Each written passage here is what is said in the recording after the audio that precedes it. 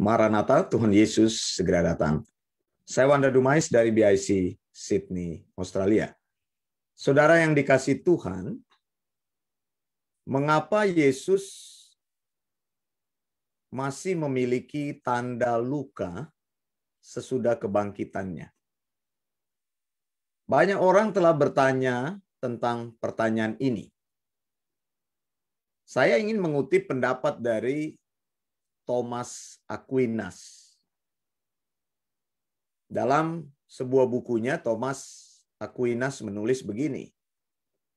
Scars and wounds imply corruption and defect. It was not fitting for Christ, the author of the resurrection, to rise again with scars, yet he did.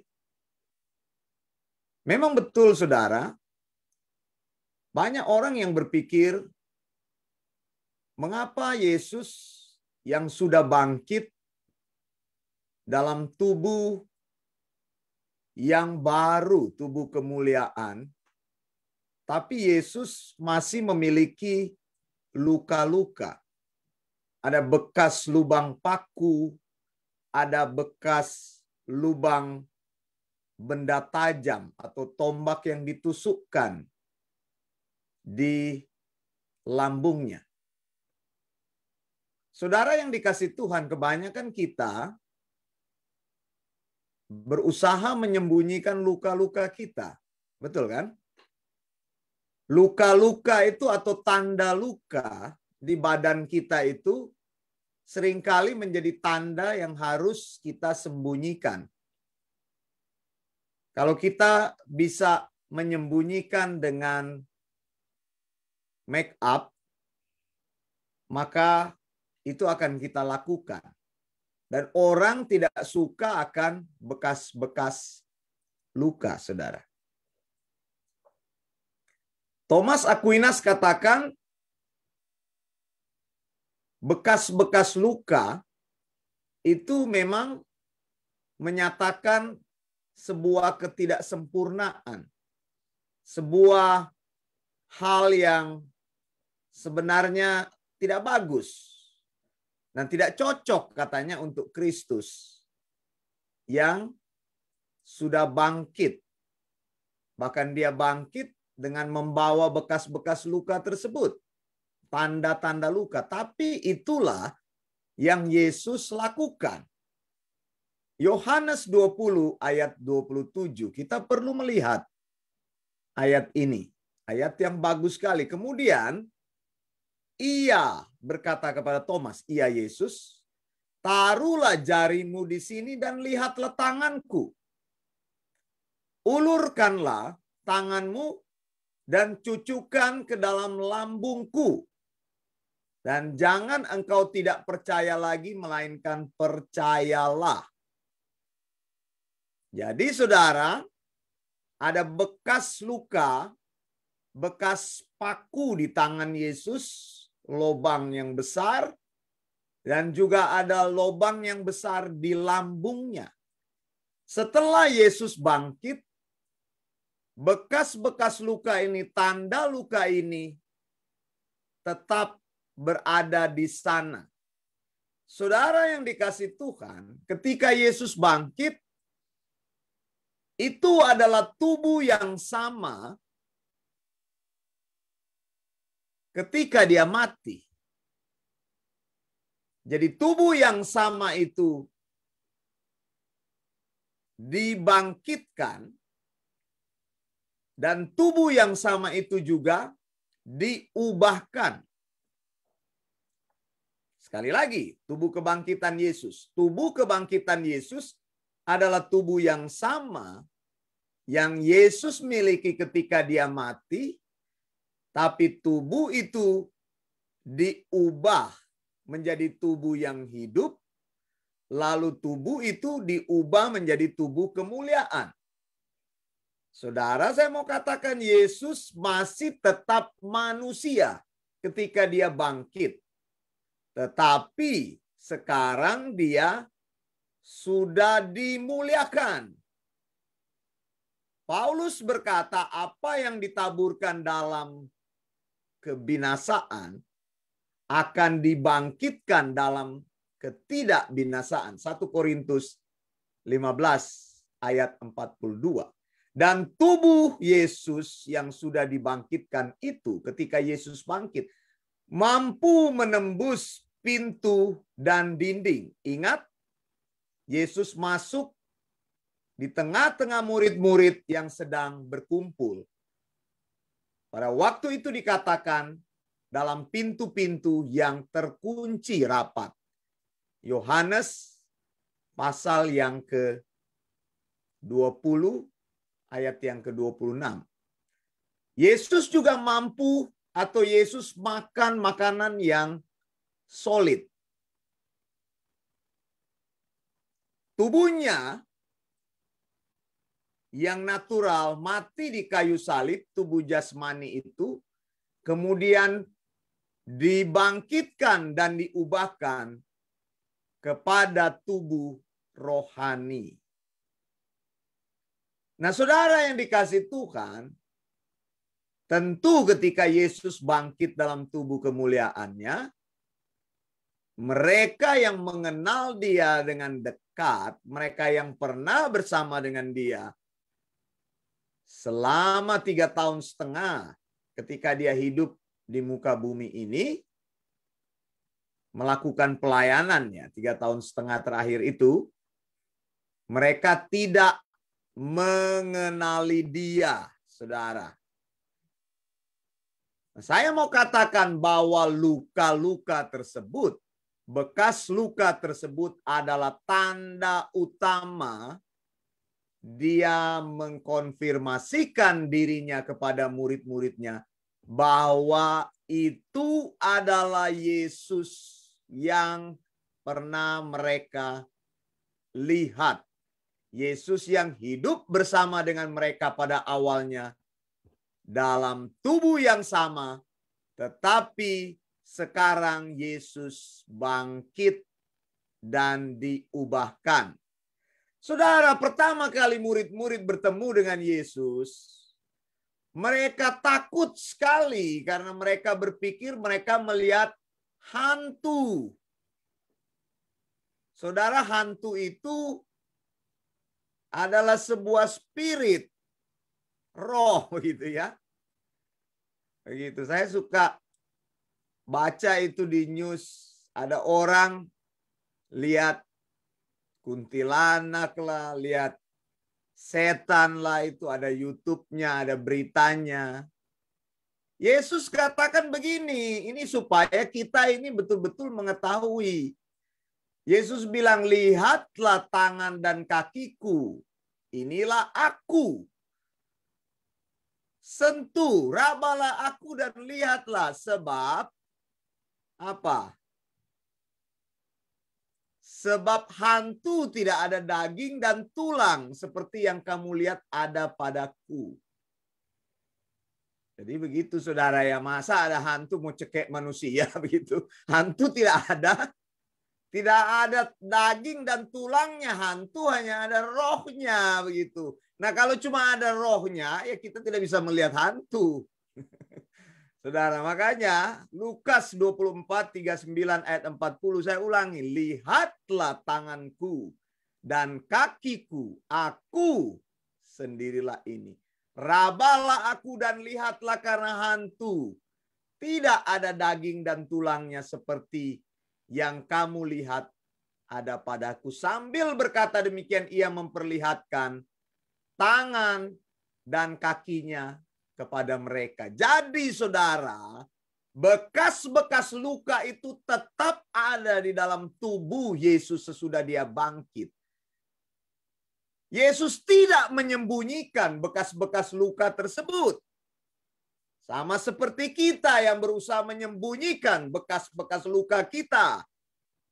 Kalau ada bekas-bekas luka parutan di tubuh kita, luka pernah jatuh, saudara, atau pernah robek tangan kita, atau kita pernah mengalami jahitan, maka bekas-bekas itu seringkali kita sembunyikan, saudara. Tapi Yesus menunjukkan kepada murid-muridnya bahwa dia adalah Yesus yang sama. Lihatlah tangannya dan kakinya, ada bekas lubang paku di sana. Lihatlah di lambungnya, ada bekas tusukan dari tombak prajurit tersebut pada saat dia disalib. Yesus tidak pernah menutupi bekas-bekas luka tersebut.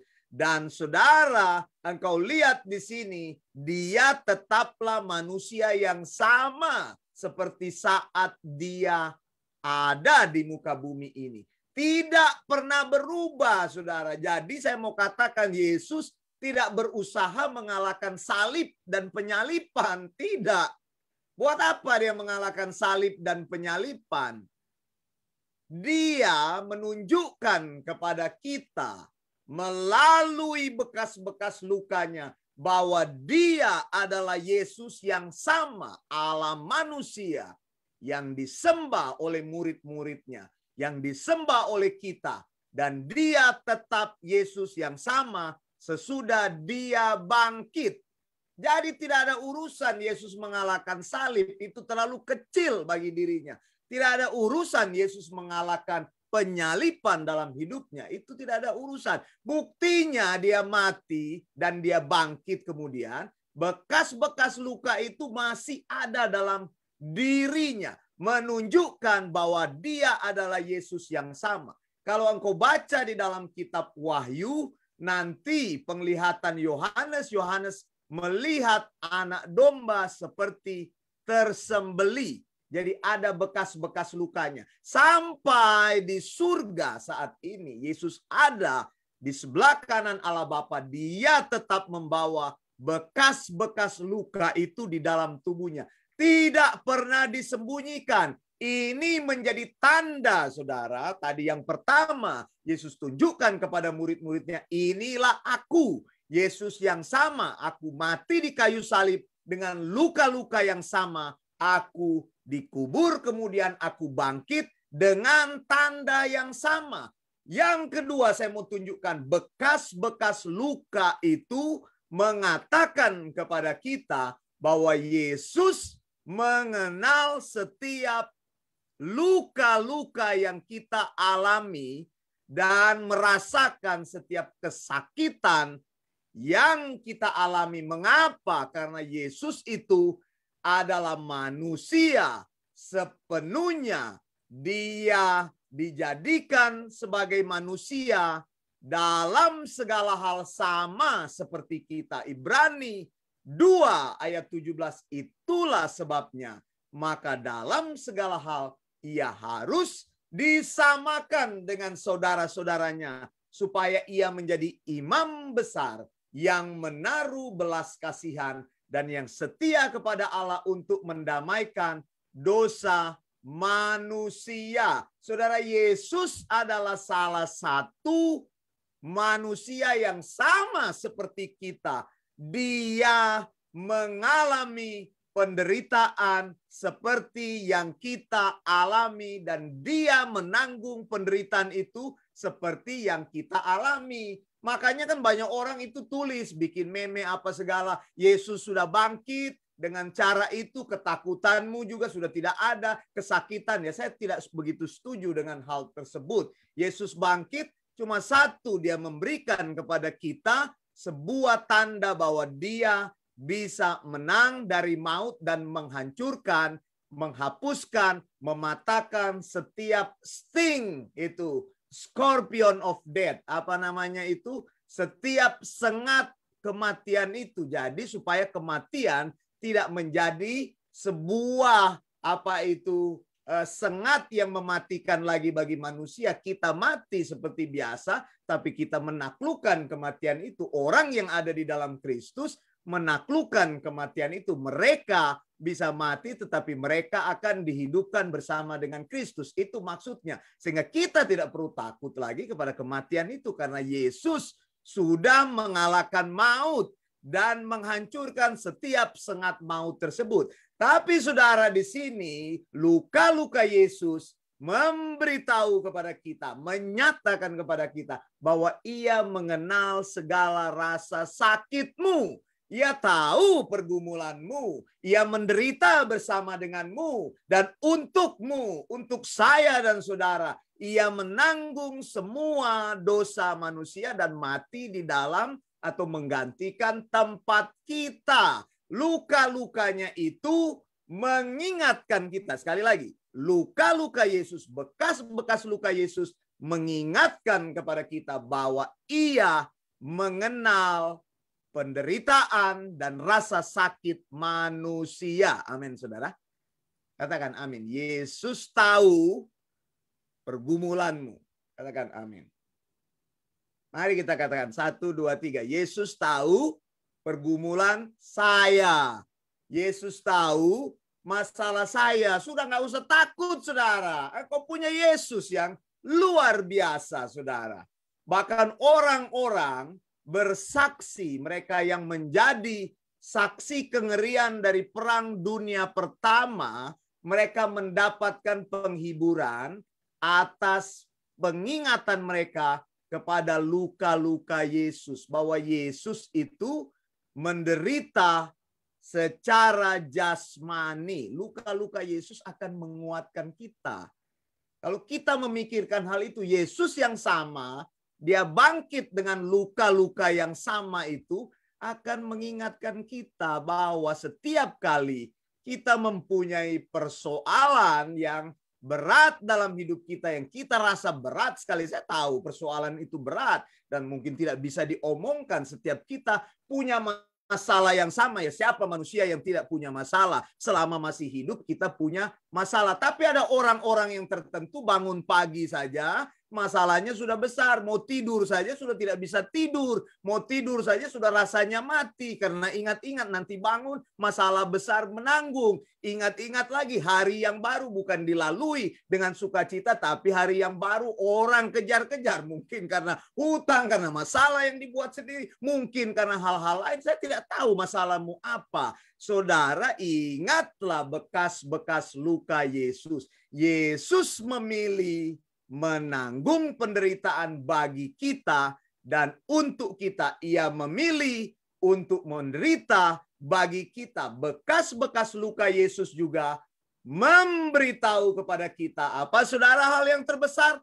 Kasih Allah kepada kita dan kasih Yesus kepada kita. Roma 5 ayat 8. Allah menunjukkan kasih-Nya kepada kita saat kita sementara menjadi orang berdosa. Saat itu Yesus mati, Kristus mati bagi kita, saudara. Ada lagu yang bagus sekali, saudara, yang ditulis oleh Matthew Bridges, seorang penulis himne. Dia menulis lagu yang luar biasa yang dikatakan dengan apa itu? Tuhan yang penuh kasih. Tahun 1851 dikatakan lagu ini dikatakan crown him the Lord of Lord. Nanti kapan-kapan saya tunjukkan lagu ini. Itu ya. Dikatakan mahkotailah dia dengan banyak mahkota. Kapan-kapan kita akan nyanyi himne yang luar biasa ini ya. Saya tidak siapkan himne ini, tapi saya mau tunjukkan bagaimana himne yang luar biasa ini digambarkan oleh penulis himne ini, Matthew Bridges ini, 1851, tentang memahkotai dia dengan kasih, gitu ya. Saudara, jadi saudara, ini yang mau saya katakan, saudara. Sekarang dia terus menunjukkan kepada kita, dia tidak melupakan penderitaan kita. Jadi ingatlah akan bekas-bekas luka Yesus, supaya selamanya engkau tahu Yesus menderita bagimu. Bukan hanya pikirkan bagi manusia secara umum, tapi bagi saya. Yesus sudah menanggung bagi saya semuanya. Karena dia adalah manusia yang sempurna, manusia yang seutuhnya. Luka-luka Yesus membuktikan kasih-Nya, ya kan? Ingat baik-baik itu. Kasih-Nya dan kasih Allah kepada hidup kita. Saya Wanda Dumais dari BIC Sydney, Australia. Maranatha, Tuhan Yesus segera datang. Blessings.